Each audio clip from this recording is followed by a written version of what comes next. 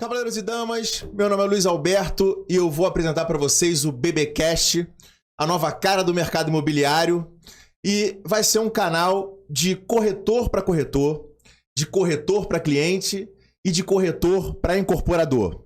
No nosso primeiro episódio de hoje, eu tenho a honra de trazer até aqui Rodrigo Ladeira, meu grande amigo, a quem eu tenho a honra de trazer, diretor-geral da Brasil Brokers hoje, a empresa a qual eu também faço parte agora como gerente. E, Rodrigo, eu vou começar meio direto, tá? Você que tá aí, que é o seguinte: de onde vem o Rodrigo Ladeira? Como você começou na corretagem? E você pode falar desde o seu nascimento, enfim, onde você estudou. Passeia com a gente aí pela sua vida aí, pra gente saber um pouquinho de você. Legal.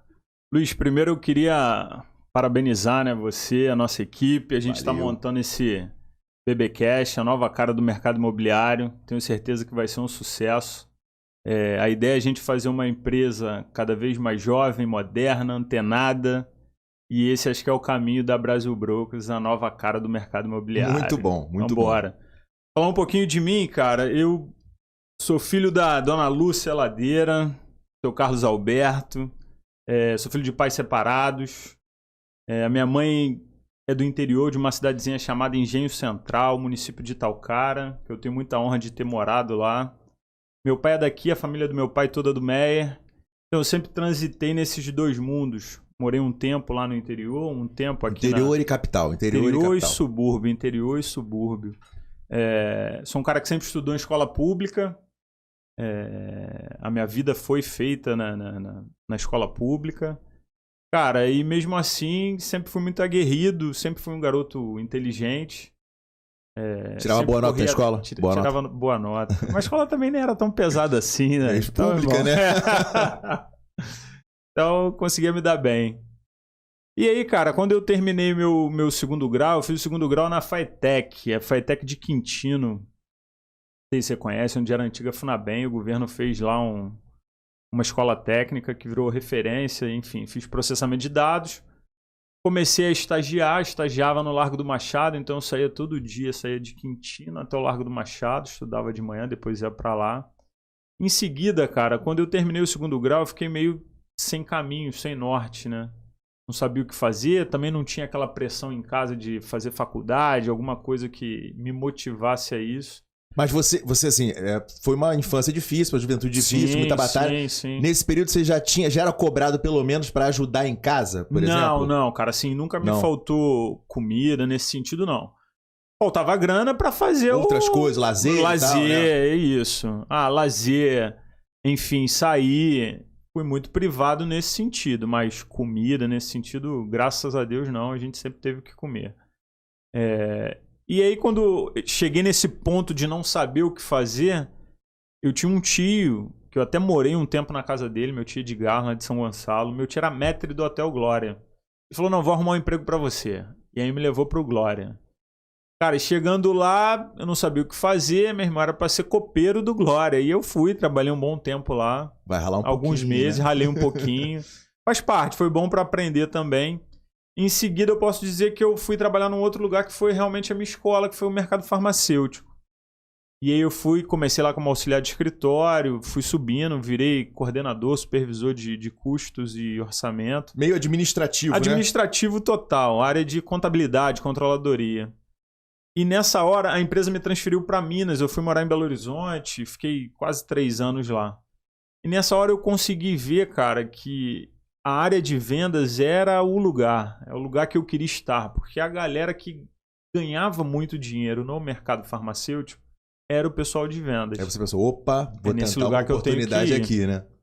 Enfim, acabou que eu tentei virar vendedor lá, a galera, os gerentes regionais e tal, os diretores comerciais gostavam muito de mim e tentaram me levar, mas um diretor de RH me brecou, falou que eu não tinha perfil, competência, enfim, para ir para a área de vendas. A minha área, eu tinha competência para ser um cara interno, ser um cara de área financeira, área administrativa. E aquilo me baqueou, né, cara? Tirou um pouco do meu sonho, eu acabei saindo, voltei para o Rio, continuei trabalhando no mercado farmacêutico, mas não em vendas. E aí o mundo girou, cheguei a abrir com alguns sócios, uma transportadora, a gente entregava remédio no Rio de Janeiro inteiro. E o negócio não andou muito bem, foi quando eu acabei caindo para a área comercial. Acabei vindo para a área de corretagem imobiliária. Então, assim, só para entender, a parte de venda, então, seu coração em vendas foi, assim, deu andamento, começou na corretagem. Na corretagem, cara. Antes você não tinha tido experiência. Vou te falar, eu nunca tinha vendido nada, irmão. Nunca fui vendedor de loja, nunca fui vendedor de nada, nunca vendi nada, nada. E aí quando eu cheguei a minha ex-esposa, ela viu um anúncio no Globo e mandou meu currículo. Nessa época eu trabalhava numa outra empresa, mas eu vim fazer uma entrevista, cheguei na Lopes, era no Dantal, já tomei aquele impacto, porque você vem do subúrbio e tal, você chega lá, pô, todo mundo de terno, gravata, bem arrumado. Vinha de ônibus? Não, já tinha carro. Já a vida já tinha melhorado um pouquinho, já tava. Já tava andando. E aí, cara, quando eu cheguei, eu tomei aquele impacto, né? Falei, cara, e o cara que tava montando uma equipe lá, o Elias, uma saudade dele. O Elias tava montando uma equipe, era um gerente novo, só com corretores novos. Cara, dessa galera que entrou comigo hoje no mercado, só tenho eu e mais um. Caramba. Que é o Jacó, que hoje é um corretor que está com a gente também na Brasil Brokers. É engraçado que, assim, eu percebi, a gente viveu um período de crise no mercado imobiliário e muitos corretores saíram. Muitos gerentes deixaram de ser gerentes, né? Mas eu percebo que o foco, eu costumo dizer assim, a constância, a habitualidade, o foco faz você atravessar crises e permanecer onde teu coração tá. Pelo que eu entendo, que você está contando, teu coração sempre esteve ligado à área da corretagem de imóveis.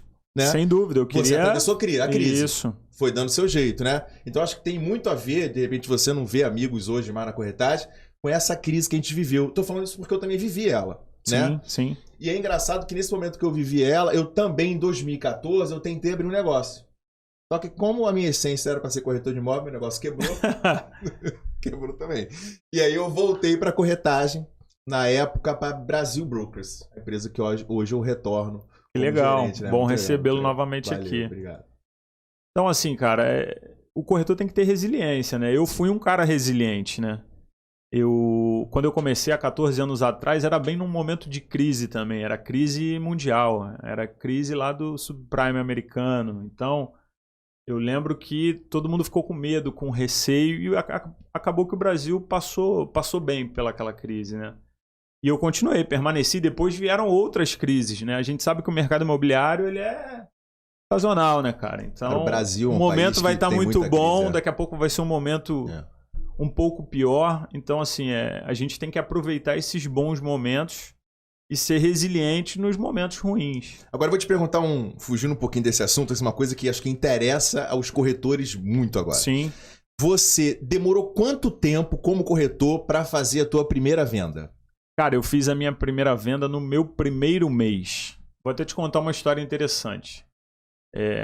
Quando eu comecei na corretagem, eu já te falei, eu não tinha vendido nada, eu era um CLT que abriu mão de um trabalho que ganhava relativamente bem naquele período para tentar viver de vendas, porque eu sabia que em vendas a minha vida poderia melhorar muito mais. Então, assim, eu lembro que quando eu saí eu tinha uma reserva para 6 meses. De aluguel, de não sei o que, de escola, porque eu já tinha a Júlia, que é a minha filha mais velha. Então, assim, no meu primeiro mês, quando eu fiz a minha primeira venda, meus 6 meses já viraram 8. Porque eu já ganhei o dobro do que eu ganharia num mês de trabalho. Muito bom. No segundo mês eu vendi de novo, então já foi aumentando. No terceiro mês eu não vendi, no quarto eu vendi dois imóveis. Então, assim, eu fui me equilibrando de acordo com o que eu já tinha, mas também com as minhas metas para continuar seguindo. E você foi bem, né? Porque vender no primeiro mês não é para qualquer pessoa. É difícil. Aqui cabe de novo aí, assim, uma dica para corretor de imóveis, que às vezes o cara quer começar mantendo o emprego dele seletista. Sim. E ele não se dedica nem bem a uma coisa e nem bem a outra. O resultado desse cara, ele não é promovido nem na empresa dele e nem consegue ser bem sucedido na corretagem. Para ser bem sucedido aqui tem que ser mergulhar de cabeça. É a determinação, né? Não tem jeito. É isso. É verdade. Isso é primordial para o corretor de imóveis entender que essa aqui é uma profissão e não um bico, né, cara? Você Ele imaginar que isso aqui é um bico, Não, aí geralmente não nunca vai vai ser dar bom profissional. certo, não vai dar certo. Engraçado que eu vou compartilhar um negócio com você agora interessante. Eu comecei na corretagem fazendo venda. Legal. Eu fui até a empresa, na época Base Móvel, né? Que é o berço aqui, né? Da Brasil Brokers, Brasil sim. Brokers e tal. Eu sempre tive muito ligado a Brasil Brokers de toda forma. E eu comecei fazendo... Eu fui procurar um gerente para fazer 3 vendas minhas num empreendimento chamado Natura Recreio. Sim, da Rossi. Em Barra Bonita. Então, eu até quando passo em Barra Bonita, eu passei por quase todos os lançamentos Muito legal. ali de Barra Bonita. E isso, pra mim, foi muito legal, porque me privilegiou e, assim, me fez entender que a minha abordagem de chegar no cliente... Eu falava com a minha professora de direito, eu falava com o professor de direito, eu falava com as pessoas da academia, que eu não tinha lead, eu não era corretor ainda, né? Sim. Então eu fazia essa abordagem oferecendo produtos que eu ouvia meu pai e minha mãe falarem em casa. Empreendimento. E aí eu comecei na corretagem fazendo venda. Se eu não me engano, eu fui até campeão de venda nesse mês. Pô, legal. Foi muito louco isso. E dali pra frente cara, é isso que eu vou fazer, gostei. Eu tava de licença de um emprego meu, tava de licença, e saí do emprego e fui pra corretagem, tô aqui até hoje. Espero ainda avançar bem mais. Pô, legal. Corretagem. Assim, o que eu costumo falar salientar, cara, que acho que foi o meu caso, e é o caso da maioria dos corretores, a gente vem de uma realidade diferente, né? De uma realidade, de repente, um pouco mais difícil. E assim, eu lembro que quando eu entrei, eu olhava assim, cara, o primeiro ponto é você tentar vender para quem você conhece, que foi o que você fez, né? Para o seu networking, para sua rede de relacionamento. Eu não tinha. É verdade. Então assim, eu vinha do subúrbio com parentes do subúrbio que não tinham condições de comprar, eu não tinha amigo nenhum para comprar naquele momento.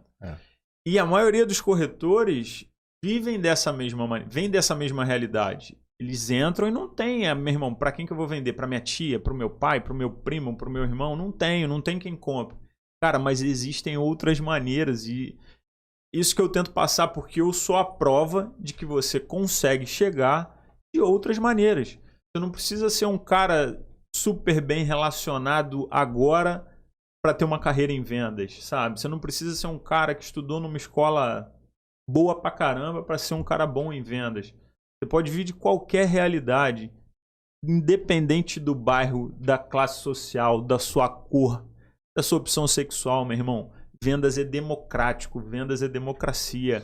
Vai vender mais quem merece mais, quem corre mais atrás, quem se dedica mais, quem trabalha mais, exatamente. Esse negócio que você falou muito legal, porque tem uma frase que eu uso assim quando eu vou fazer reunião de equipe, né? Fazer a gestão da minha equipe, que é antes feito que perfeito. É isso. A gente começa com muita dificuldade, em meio a várias imperfeições, e ao longo você vai estudando, você vai entendendo o seu trabalho, você vai se posicionando em relação ao cliente, em relação a você, em relação aos seus relacionamentos, e você vai melhorando dia após dia, de novo, constantemente. Habitualmente. É isso, né? Mesmo, não tem segredo, cara. Agora, vou fazer outra pergunta aqui que me interessa saber um pouquinho da sua vida como corretor.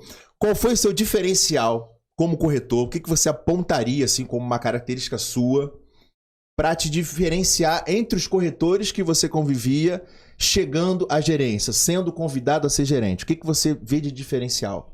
Cara, primeira coisa, acho que é resiliência. Eu vou te dizer, sendo muito sincero, né? Eu acho até que eu vacilei nisso lá atrás. Inicialmente eu não queria nem ser gerente, cara.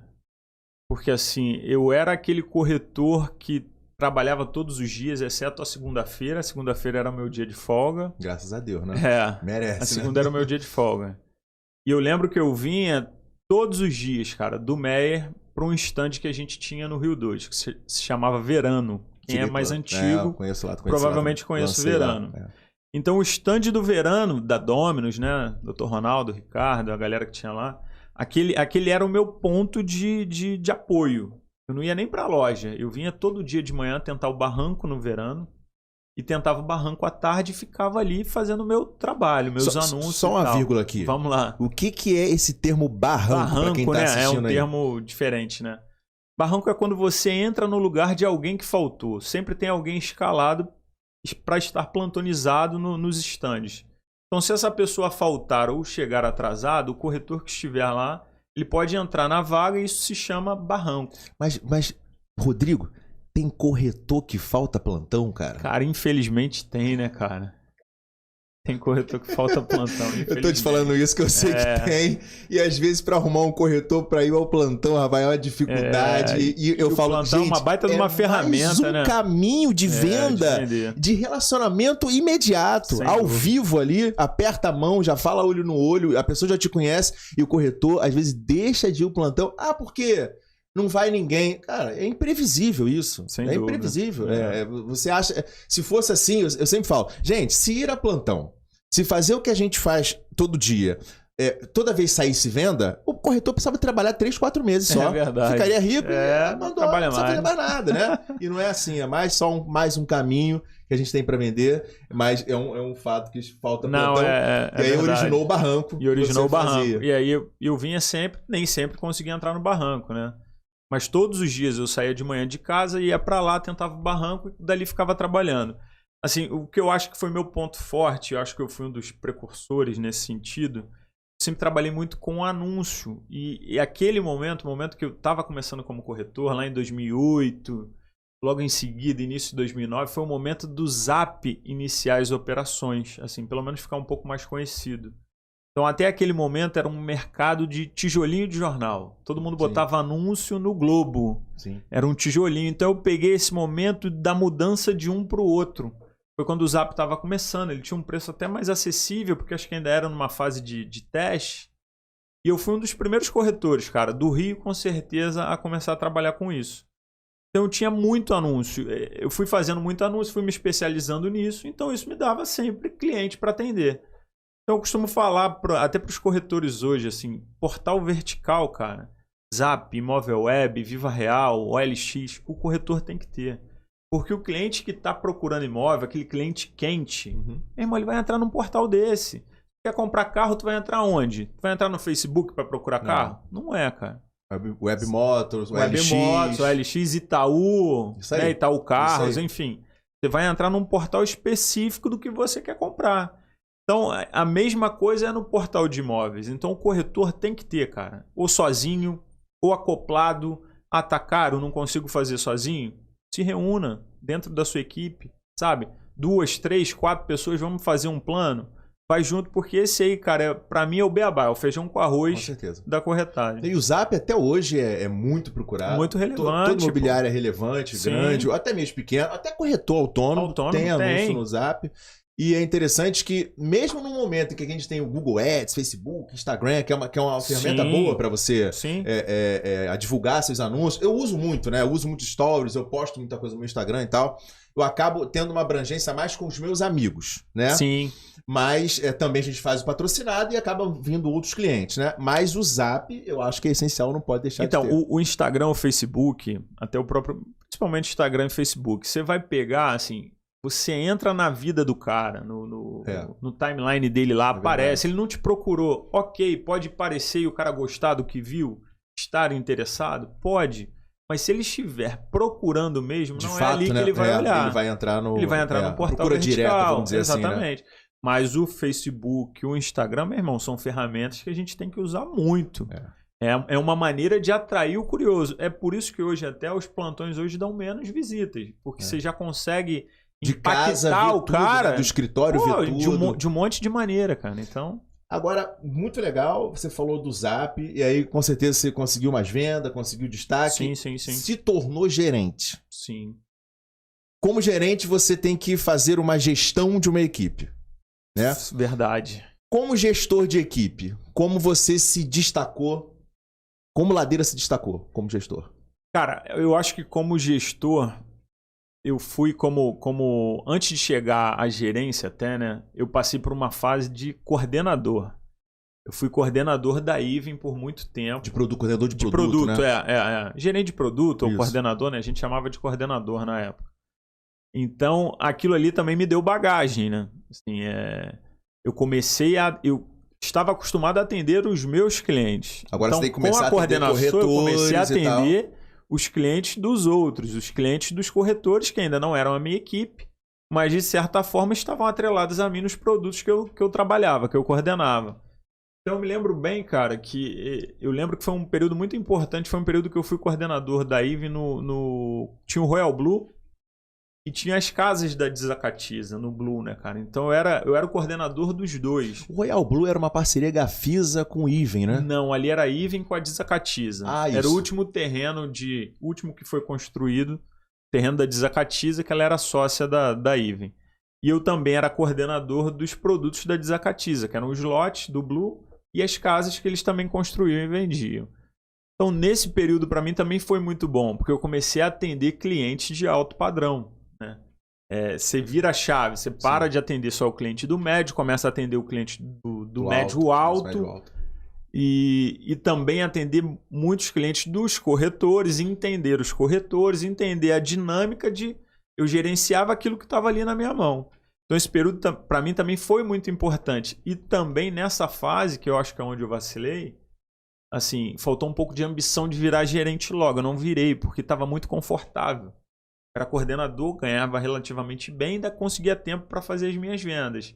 Nesse ponto eu acho que eu vacilei. Eu tinha que ter sido um pouco mais ambicioso, audacioso, já assumir uma gerência para crescer um pouco mais rápido, um pouco antes.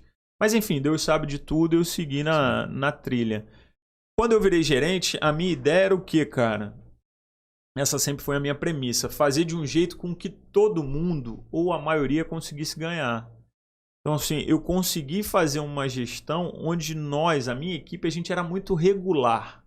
A gente não era equipe de explodir, mas era aquela equipe que estava sempre ali vendendo bem. Eu estava sempre entre os primeiros, sei lá, entre os 5 primeiros. Muito legal. Sabe? Então, eu estava assim, sempre ali. E errando, né?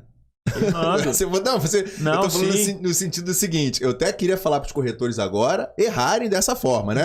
Vendendo muito, pegando uma coordenação, fazendo um belíssimo trabalho e hoje sendo diretor-geral da Brasil Broker. Assim, eu entendo a sério que você diz que o erro é não querer ser mais audacioso, mas eu acho que não foi erro, acho que é tudo tempo mesmo. Verdade. Você precisava passar por isso. E a cabecinha, às vezes, tem a chave, o momento de virar, né? Mas pelo que eu tô vendo, pelo que acompanha, quem tá acompanhando, foi uma história de sucesso, sem dúvida alguma, sem dúvida. Assim, eu tenho certeza que eu fiz a escadinha, entendeu? Corretor, coordenador, gerente. E aí, voltando à nossa equipe, era uma equipe muito regular. Assim, eu me lembro de um mês, cara, específico. Eu não lembro se eu tinha 30 ou 35 corretores, alguma coisa assim. Eu consegui, né? Nós conseguimos, né? Porque ninguém faz nada sozinho. A gente conseguiu fazer 19 corretores na equipe venderem. Cara. No único mês? No único mês. Todos venderam? Os 19 venderam? 19. Devia ter uns 30, 35. Mas assim, é um número que pro mercado... É muito alto. A gente tá acostumado a ver, sei lá, cara, 20, 80. 20% vendem e 80 não. É isso mesmo. 10 de 90, sabe? Eu consegui fazer, sei lá, metade ou um pouco mais do que a metade da equipe vender. 60%, 60 e poucos por cento. É muito alto.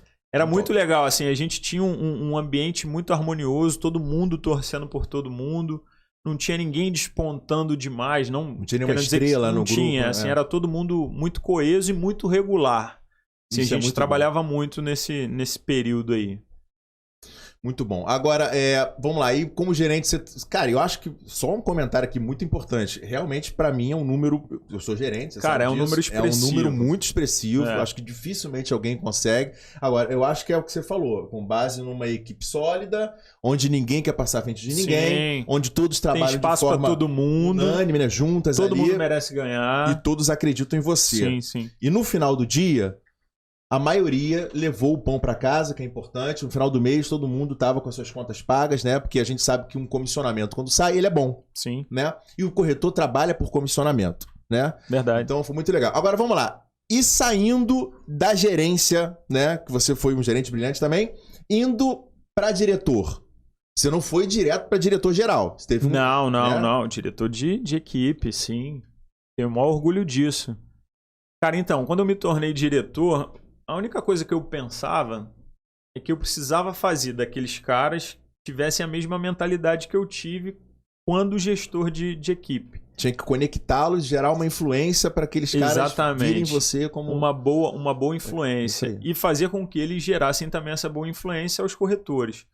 Porque isso é natural, cara. Só trabalha contigo quem te admira. É verdade. Para você ser líder de alguém, o liderado tem que te admirar, senão ele não acredita em você, verdade. Não acredita nas tuas ideias, não acredita no caminho que você está colocando, entendeu? Então eu precisava fazer com que aqueles caras melhorar, assim. Esse é o primeiro ponto. E, assim, a gente trabalhou demais, cara. Muito, muito mesmo. Assim, eu lembro que talvez a nossa virada de chave tenha sido até no momento da pandemia, sabe? Quando veio aquela crise, foi logo no início, quando eu tinha acabado de começar, acho que era, se eu não me engano, no segundo ano. O primeiro ano eu comecei, a gente começou em março, se eu não me engano. Que eu subi a diretor e a gente acabou como em segundo lugar na empresa. Número muito expressivo. No ano seguinte, já foi o ano da pandemia.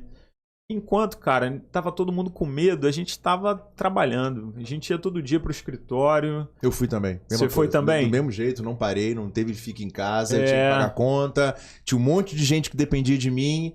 E eu mesmo pensando, cara, vou parar agora, como é que vai ser isso? Exato. Eu preciso trabalhar e tentando reunir informações também, porque era um momento muito delicado. Muito difícil. Né? Era um momento delicado, inclusive, pro mercado imobiliário. O que ia acontecer? Pra tudo, pra economia, cara. Mas foi surpreendente.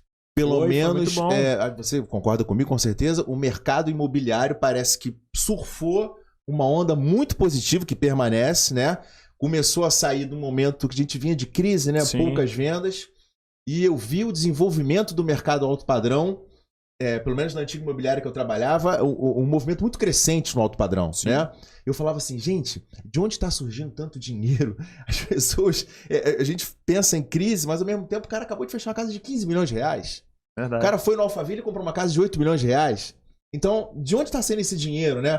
Então, a riqueza dentro do nosso país existe, né? Eu sempre falo o seguinte, o imóvel, num momento de crise... Tá? Na minha opinião, acho que você vai concordar comigo, é algo mais seguro que você pode colocar teu dinheiro. Porque no mínimo você tem uma moradia, no mínimo você vai contar com a valorização. Sim. E numa hipótese muito negativa, você aluga o teu imóvel e vive com uma renda. É isso. Então, diferente de outros ativos que requer mais estudo, requer mais aprimoramento técnico, né? E mais risco, né? Mais risco também. E a gente, às vezes, não tem esse tempo. Eu não tenho esse tempo de fazer um profundo estudo sobre outro investimento, como a maioria dos investimentos das pessoas não tem acesso à informação. Mas você vê, fica muito fácil, né? O português da padaria, que é rico, ele tem 10 imóveis. Sim. Ele tem 15 imóveis na mesma rua. A nossa cultura vem deles, cara. Vem do português. Exatamente. E a imóvel também é uma coisa cultural, né? Sim. Eu acho que quando você começou a trabalhar, não sei se é igual a mim, mas... Quando eu comecei a trabalhar, eu pensei assim, bom, se eu ganhar tanto, eu consigo comprar meu carro. Mas se minha vida melhorar, eu vou conseguir comprar um imóvel. Então, meu objetivo era comprar um carro se eu ganhasse pouco. Mas se eu ganhasse um dinheiro legal, o imóvel. Mas é verdade. É cultural. Isso né? É o sonho, acho que de todo menino, né, cara? Exatamente. Todo menino que vai virar homem, quero juntar dinheiro para comprar o carro e daqui a pouco comprar casa, um apartamento. Tá todo mundo nisso. E hoje, esse é o caminho. Você hoje lá na Brasil Brokers, como é que você está se sentindo? Liderar essa nova oportunidade, ter os liderados ali coesos com você, eu tô coeso com você, eu tô junto, Sim. Eu tô muito feliz, acho que o tempo todo eu tô repetindo isso, que realmente tô muito feliz, pra mim é uma nova pegada, né? É uma nova pegada de ter uma visualização melhor, uma vitrine maior de produtos, Sim. né? Trazer uma cara mais nova para Brasil Brokers também. Você trouxe essa cara mais nova para Brasil Brokers e essa energia. Como é que você está se sentindo?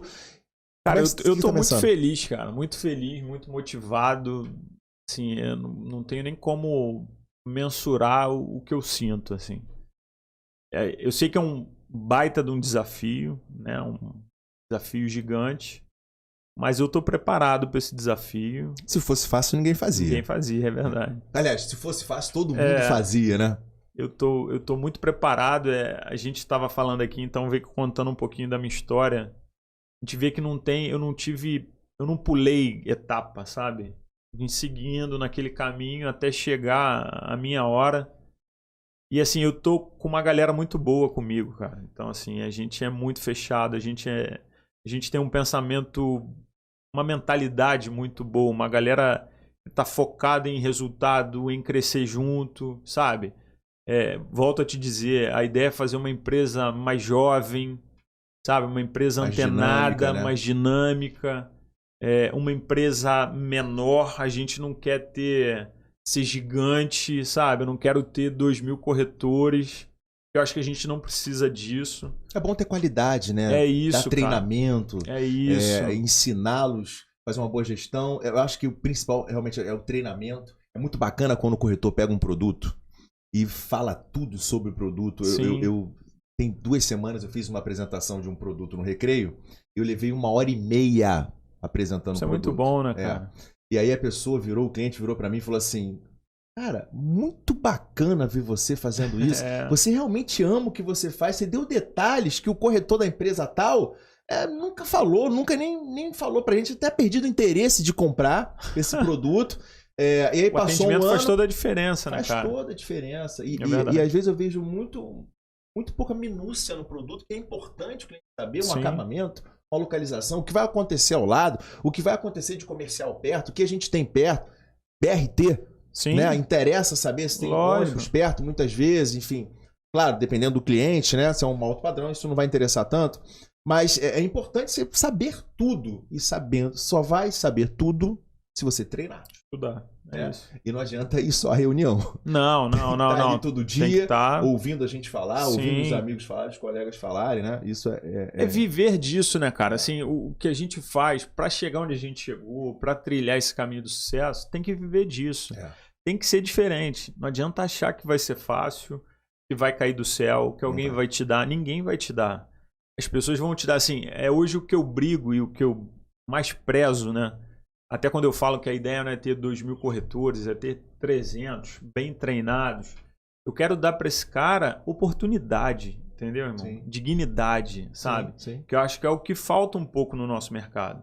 É muito triste, é muito ruim, e eu falo isso com propriedade, porque eu sempre fui um gerente e depois como diretor, eu costumo falar que era um diretor com portas abertas. Então todo mundo entrava na minha sala, vai falar o que quiser e eu vou estar lá para ouvir e ajudar no que for possível. É muito ruim você ouvir um colega teu, né, um corretor da tua equipe, da tua diretoria ou da tua empresa, que não tem o dinheiro para almoçar, que não tem o dinheiro da passagem, sabe? Beleza, eu como sempre fiz, eu sempre ajudei a maioria, sempre que pude, graças a Deus e a gente ouve muito isso, né, cara? Muita história complicada, né? É uma mãe que tá internada, não tem dinheiro pra comprar remédio. Ou não tem como... Já recebi o WhatsApp, mensagem, olha só, eu não fui à reunião porque na minha geladeira só tem água. Não vai ter nunca dinheiro pra passagem, né? Me dá teu Pix que eu vou fazer. Assim, mas mais do que ajudar esse cara com o dinheiro, a ideia é dar oportunidade. Oportunidades. A gente tem que brigar para fazer desse mercado um mercado mais justo, mais igual, sabe? Um mercado que a gente dê oportunidades. É óbvio, sempre vai ter o cara que vende um pouco mais, o campeão, o outro que vende um pouco menos e tal. Mas a gente pode fazer um mercado onde todos vendam.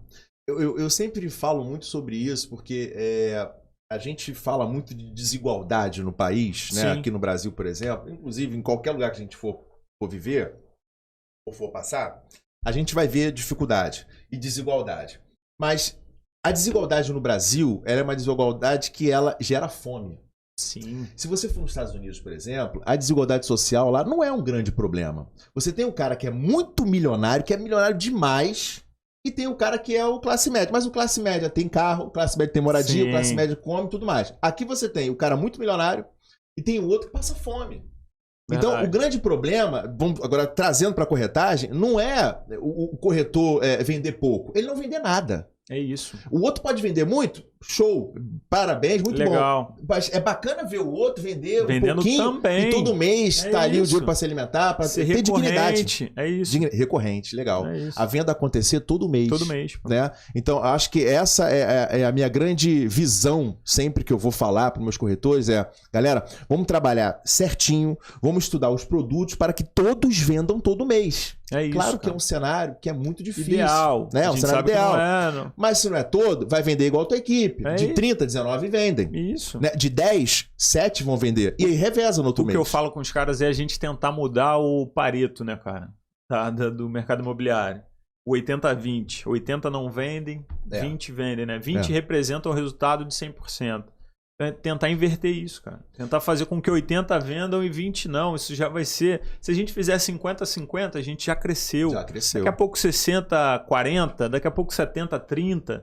Sabe, a gente pelo menos tem que imaginar um caminho. Sim. Primeira coisa para mudar é você imaginar e querer mudar, pô. Se a gente deixar do jeito que tá, nós vamos no mercado do jeito que tá bom, sempre vai tá bom para poucos. E a nossa ideia aqui é democratizar, é ficar bom para muitos. Esse é o caminho da nova e da nossa Brasil Brokers. Agora, vou te fazer uma pergunta aqui bem objetiva. Venda é talento ou trabalho? Pô, cara, trabalho. Vou te falar que eu acho que eu sou... Isso eu nunca tinha vendido nada, pô. Então, assim... Tinha inclusive sido lá no diretor de RH. E te negou, né? Ó, venda você não vai trabalhar com isso, não. Eu não lembro se foi a IBM, qual foi a consultoria que foi lá, cara, e fez aquele mapa de competências e tal. E os caras falaram que eu não tinha qualidade para ir para a área comercial. Cara, então, às vezes eu acho que isso é conveniente até para a empresa. Para falar, pode ser, para não ter que mudar de setor. Isso, vai para não, deixa ele aqui mesmo. Pode ser. Enfim, mas eu lembro que eu recebi isso, então assim, cara, eu acho que venda é transpiração. Ah, pode ter um pouquinho de talento? Pode, mas tudo se treina, cara, tudo se aprende. A gente nasceu sem saber nada, pô. A gente não aprendeu a falar, não aprendeu a andar, pô. Então vai aprender a vender. Vê se você concorda comigo. Venda seria 10% inspiração, 90% transpiração. É isso, então, pode crer. É o trabalho que vai contar mais. Eu tenho uma frase que eu costumava usar nas minhas reuniões que é... Como é que era? Treine até o difícil ficar fácil. É isso, cara. Treine até o difícil ficar fácil. Tudo que é difícil daqui a pouco pode se tornar algo fácil. Então é isso. Agora, finalizando aqui, você, hoje diretor da Brasil Brokers, planos futuros, como é que você vê aí os novos lançamentos, o que a gente tem aí de novidade no Rio de Janeiro, qual é o seu panorama para esse ano de 2022 em relação aos lançamentos que vão vir? Como é que está a Brasil Brokers hoje com os incorporadores? Como é que nós vamos trabalhar com eles aí? Então, a gente está na Brasil Brokers há 30 dias, né, cara? Fez um mês agora. Então a gente está fazendo aquele trabalho de base. Nós viemos com uma equipe de vendas, uma galera acostumada a vender, que sabe vender, que já sabe fazer resultado. Trouxemos um reforço de peso, que foi o Marcelo Vasconcelos. É um cara que vem especificamente para atender incorporador, para me ajudar nesse sentido. Eu sou um cara de venda, de salão, de equipe. Alô, Marcelo, já sabe que vai fazer aqui o BBcast, nosso convidado. BBcast. Próximo episódio, de repente, Marcelo Vasconcelos está aqui com a gente. Isso, é isso. Marcelo, tem muita história. Porra, que é filho do Rubem Vasconcelos. Rubem tá convidado também. Também tá trazer convidado. O Rubem também. Então, a ideia aqui é trazer personalidades do mercado, né, muito cara? Legal. Então, vamos trazer todo mundo que seja interessante passar recado para essa galera que está aí, para os corretores que estão aí. Trazer os incorporadores para, de repente, falar dos futuros lançamentos, né? Do que a gente vai poder trabalhar. Eu acho que é importante. Todos os nossos parceiros. O nosso canal aqui é um canal para o corretor, sim, é um canal para o cliente e é um canal também para o incorporador. Então, o incorporador que queira vir aqui falar do seu produto vai ser muito importante. Muito bem recebido. Vou tentar trazer de novo aqui o Rodrigo Ladeira. Sentamos aqui nós três e vamos falar sobre os empreendimentos. Vamos trazer todo mundo. Então, assim, a gente está fazendo um trabalho de base, já temos uma equipe de vendas lá focada. Nossa diretoria foi a diretoria campeã do mercado nos últimos 2 anos. Foi 400 milhões em venda. Ano passado a gente vendeu 430 milhões. Caramba. Em vendas, a diretoria inteira. Então, pô, foi um resultado, a galera trabalhou demais, muita gente boa, concentrada, com o mesmo objetivo, sabe, no mesmo caminho. Então, pô, só tenho a agradecer esse time aí que trabalhou comigo ano passado, o time que tá comigo hoje. Eu tô chegando também aqui, tá chegando, correndo aí atrás de vocês aí pra acompanhar o ritmo. Pra remar com a gente, vambora. Cara, tudo é possível. Sim. Homem que trabalha, homem que crê, né? Então, a gente tá nessa pegada. E assim, os próximos lançamentos vai ter muita coisa boa no mercado imobiliário do Rio por agora. Zona Sul? Zona Sul, Barra. Barra tem lançamento de 800 milhões de VGV. Recreio lançando também. Tem a Cauper aí lançando o Recreio, um negócio sensacional. Acho que é um outro cara bom pra gente trazer aqui também, o Ricardo. É um cara que, pô... Ricardo é fera demais, produtos muito líquidos, né? Muito bons. Muita novidade quando ele traz algum produto, é muito diferenciado. Sem a arquitetura dúvida. Sempre incrível, aquele duo que ele fez lá em Barra Bonita, um negócio fenomenal. Sim. O Wide também. O ETR, um produto muito maneiro também. O Ricardo é o cara que faz arquitetura para todos, ele né, cara? Muito bom. É o cara que vai nesse propósito aqui que a gente tem também de democratizar, né, cara? Sim. Como a gente quer democratizar a corretagem, Ricardo é um cara que democratiza a arquitetura. Ele tenta Preço a obra de custo. É um bom produto, um belo produto para todos, né, cara? Sim, então sim. essa é a ideia dele e bate muito com a nossa ideia aqui. Temos muitos lançamentos, então. Teremos, né? com certeza. Temos muito trabalho pela frente. Muita coisa.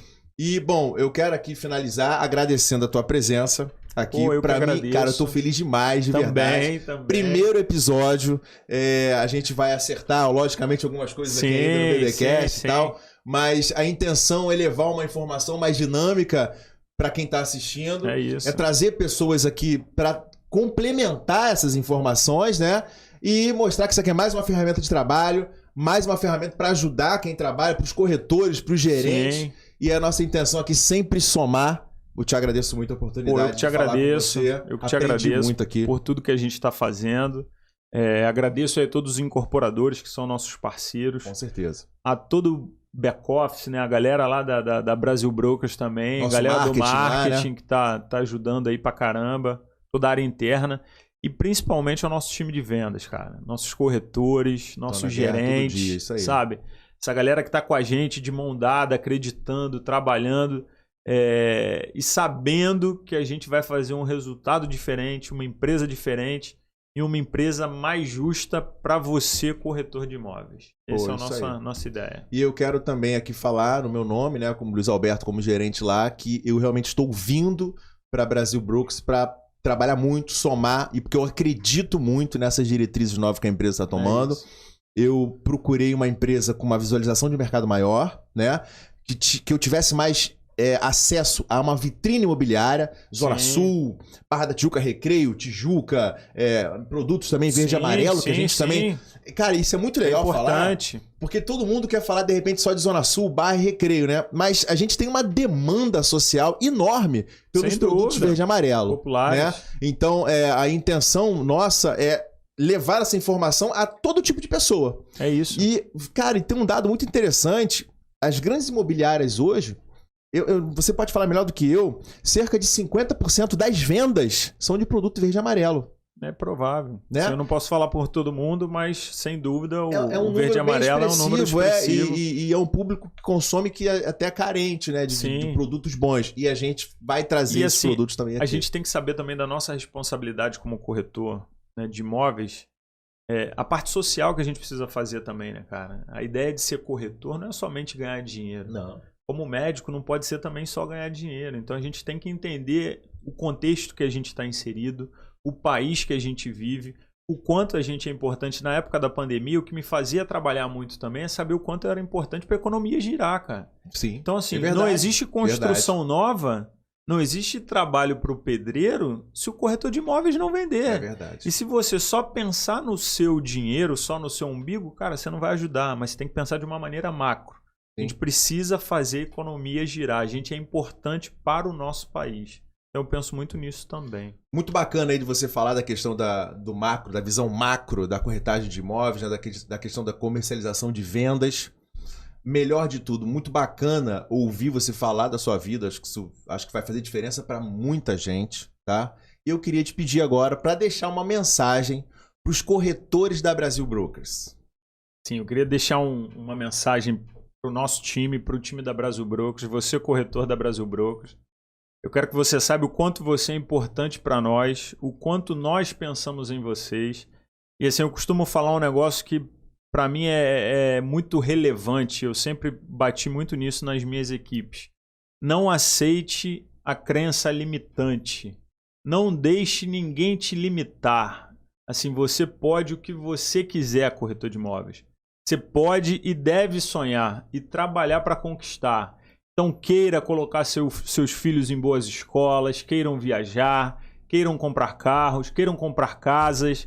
Você pode. Ninguém pode falar para você que você não vai conseguir. Você é um ser humano amado por Deus. Deus está contigo. Nós da Brasil Brokers estamos contigo.